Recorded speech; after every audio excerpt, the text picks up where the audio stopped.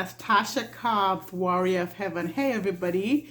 Happy Sunday. It is the first Sunday of Advent.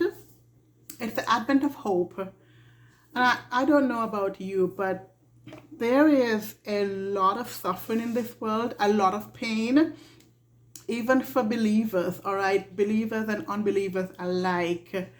There are so many people who are in a midnight. You are in darkness, all right? You're overwhelmed by so many things. And I want to let you know just how much God knows and how much He's with you. I want to, in talking about Advent of Hope, I want to read a Psalms 88. And tell me if you are there. I know I've been here so many times. Psalms 88. O Lord, the God who saves me, day and night I cry out before you. May my prayer come before you. Turn your ear to my cry. For my soul is full of trouble, and my life draws near the grave. I am counted among those who go down to the pit. I am like a man without strength. I am set apart with the dead, like the slain who lie in the grave, whom you remember no more, who are cut off from your care. You have put me in the lowest pit, in the darkest depth. Your wrath lies heavily upon me. You have overwhelmed me with all your waves. You have taken from me my closest friends and have made me repulsive to them. I am confined and cannot escape. My eyes are dim with grief. I call to you, O Lord, every day. I spread out my hands to you. Do you show your wonders to the dead? Do those who are dead rise up and praise you? Is your love declared in the grave, your faithfulness in destruction? Are your wonders known in the place of darkness, or your righteous deeds in the land of oblivion? But I cry to you for help, O Lord. In the morning my prayer comes before you. Why, O Lord, do you reject me and hide your face from me? From my youth I have been afflicted, and close to death. I have suffered your terrors and am in despair.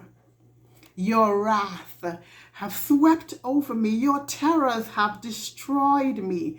All day long they surround me like a flood. They have completely engulfed me. You have taken my companions and loved ones from me. The darkness is my closest friend. Psalms 88, this psalm is in the Bible.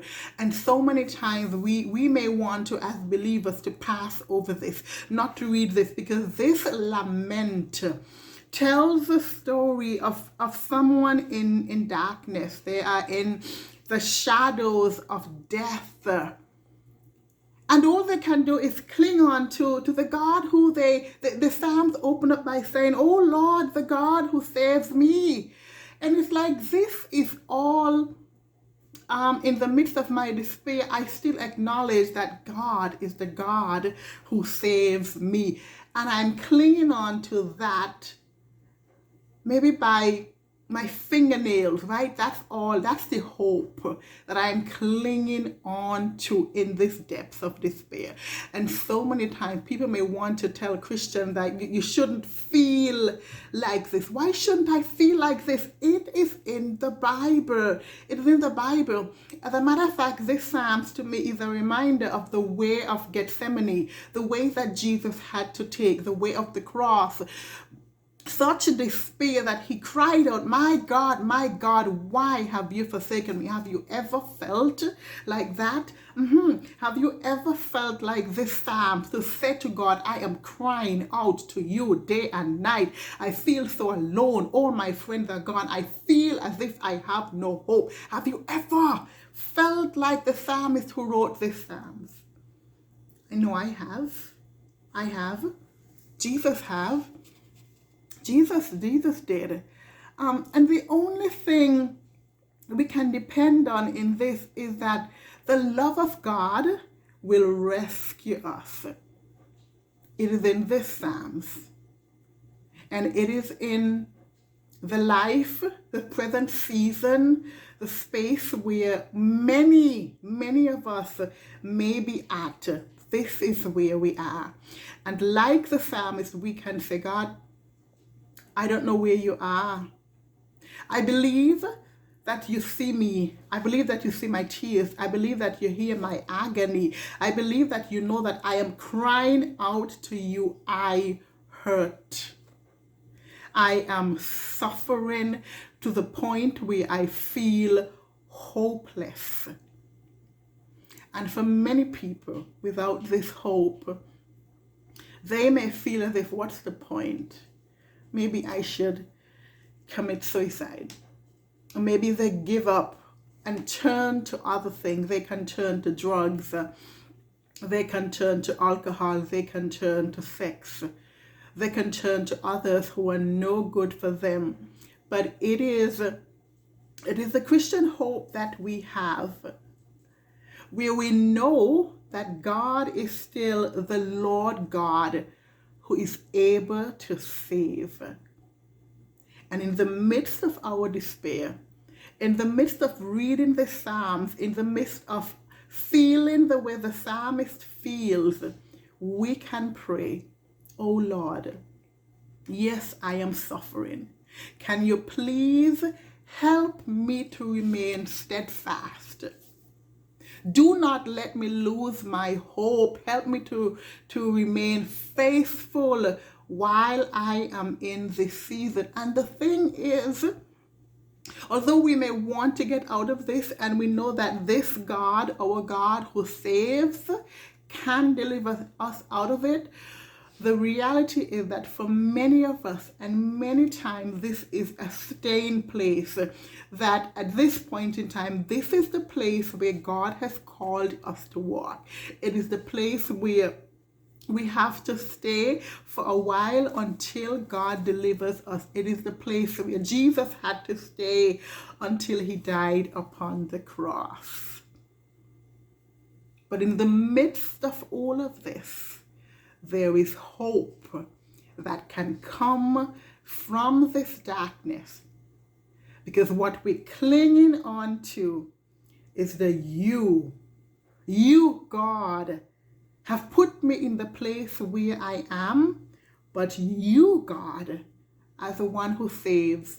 And while it is difficult and it is painful, my hope is in who I know God to be.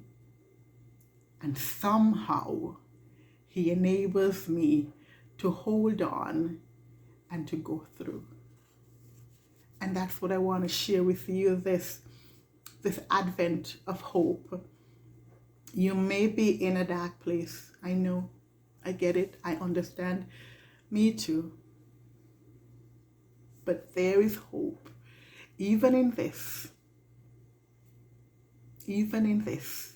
The Psalms ends abruptly. It doesn't offer us a way out. It ends like this: you have taken my companions and loved ones from me. The darkness is my closest friends. That is how it ends, because the reality is that is how many of us may be feeling this Advent Sunday. But it begins like this: oh Lord, the God who saves me. It is this God who is our hope. And it is this God who we are holding on to. Do not let go. Do not give up.